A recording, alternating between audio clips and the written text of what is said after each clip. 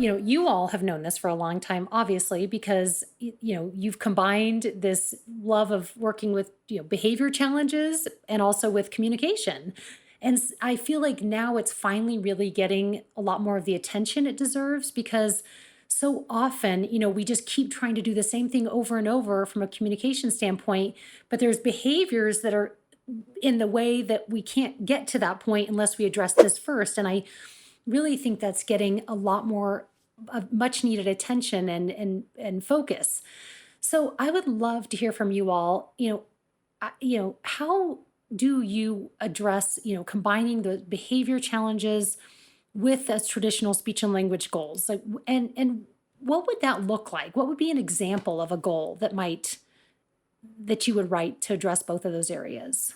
I think for us, in the combination, we always talk about what is the biggest interference right now for the child. So when we look at a kiddo, we want to look at what thing is interfering the most with their access to education. What thing is interfering the most with them participating in a less restrictive environment, be it a general ed classroom, be it an active circle time. What is that thing?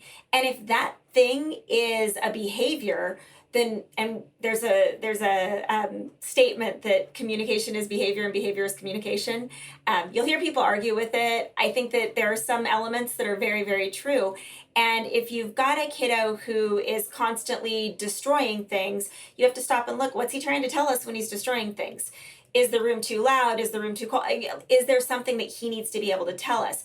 And so in that element, if we're looking at a child that has a behavior that's so significant that it's interfering with their participation in an appropriate educational environment, we want to break it down and figure out the function of that behavior, which is a very long podcast. But you can figure out the function of that behavior. And once we figure out that function, we're going to target our communication goals there first.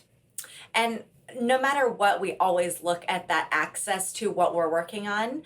So we have so many therapists out there who, myself included, back when I first started, that would say, well, I can't work on the speech and language goals because he won't come to the table. He won't do these things.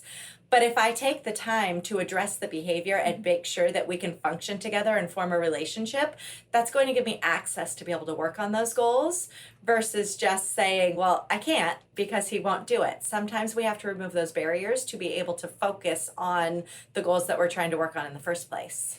And so really to address, like if you're looking at a goal that addresses both the behavior and the language skill, we'll often say things in a goal like, when presented with highly motivating materials, child will identify synonyms and antonyms. So I'm not going to pull out the boring cards that I found on Teachers Pay Teachers, no offense to any authors, but I'm going to go find Pokemon synonyms and antonyms or something along those lines because I know he's motivated by them. And so often we'll find that if we're presenting a child with very motivating materials that they love, Pokemon or Paw Patrol or any one of the hot topics for a child, that then they're more willing. Or we'll often write into a goal that when presented with an appropriate reinforcer chart, so that the child knows once I do 10 synonyms and antonyms, you are going to give me Skittles, therefore I will work.